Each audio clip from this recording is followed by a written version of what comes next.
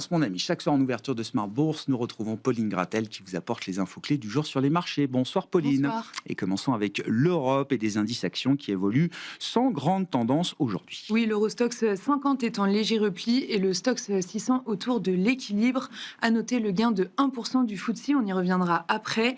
En France, le CAC 40 est dans le rouge, mais au-delà de 8200 points, soutenu encore aujourd'hui par Edenred qui gagne encore 5% après avoir gagné 15% hier, mais lesté par L'Oréal et Hermès qui ont publié leurs comptes. L'Oréal et Hermès, en effet, qui ratent le consensus. Oui, L'Oréal plonge de 8% au pire de la séance, dernier du CAC 40, après avoir publié un chiffre d'affaires en hausse au troisième trimestre, mais inférieur aux attentes élevées du marché. Hermès, de son côté, cède environ 3%. Le chiffre d'affaires présenté pour la période est un peu juste, mais surtout inférieur aux attentes, notamment dans sa division maroquinerie. Hors CAC 40, au sein du SBF 120, deux titres aujourd'hui font le grand écart, Worldline et Eutelsat. Oui, Worldline bondit de 15% au plus haut de la séance. Le marché salue des signaux encourageants sur son redressement, malgré un chiffre d'affaires en léger repli. Mais sur l'année, le titre plonge quand même de 70%. Eutelsat, de son côté, est sanctionné et chute de 8% après avoir publié des revenus en repli, mais a tout de même confirmé ses objectifs annuels. En Allemagne, Adidas voit son titre se replier de 2% après la publication préliminaire du troisième trimestre. Oui, pourtant, les résultats sont supérieurs aux attentes en termes de marge, d'EBIT et en dépit du meilleur chiffre d'affaires trimestriel de toute son histoire, à 6,6 milliards d'euros. Adidas a également relevé ses prévisions annuelles, n'étant à ce stade pas affecté par les droits de douane. Aux États-Unis, les indices actions ouvrent la séance sans véritable tendance, une tendance légèrement négative pour les trois grands indices. Oui, le Nasdaq est proche de l'équilibre, lesté par Netflix qui ouvre en chute de 9% après sa publication. Les résultats sont plombés par un litige au Brésil et donc une charge fiscale. Le résultat net ressort ainsi plus faible qu'attendu.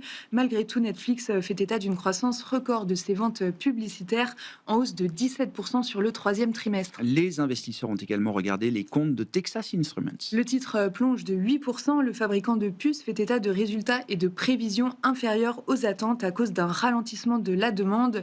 Dans son sillage, tout le secteur des semi-conducteurs recule, comme ST Microelectronics, qui doit d'ailleurs publier demain et qui cède 3% aujourd'hui. Un mot des autres marchés, Pauline, que dire des marchés obligataires et du compartiment des matières premières, et notamment des métaux précieux, et particulièrement de l'or. L'or avait inscrit un nouveau record proche de 4 400 $ l'once, on en avait parlé hier, mais juste après ces records, l'or a chuté de 6%, sa plus forte baisse sur une journée depuis 12 ans. Sur les marchés obligataires, le rendement américain à 10 ans se stabilise autour de 3,95%, et sur le marché d'échange, l'euro-dollar se traite autour de 1,16. Ouais, le marché obligataire qui est animé aujourd'hui, c'est le marché britannique, avec un rendement britannique à 10 ans qui bouge beaucoup. Oui, il s'est détendu d'une dizaine de points de base sous 4,40% après la publication de l'inflation de septembre. La livre sterling a reculé par rapport au dollar et le FTSE gagne 1%. Comme on le disait, l'inflation reste inchangée par rapport au mois d'août, en hausse de 3,8%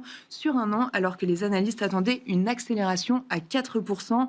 Cela pourrait ouvrir la voie à une baisse des taux de la Banque d'Angleterre d'ici la fin d'année, mais en attendant, ce sera la Fed et la BCE la semaine prochaine. Quel sera le programme de demain sur les marchés pour les investisseurs, Pauline? Ce soir, les investisseurs arbitreront les résultats de Tesla, IBM et SAP publiés après la clôture. Demain, on regardera les résultats de Intel côté américain.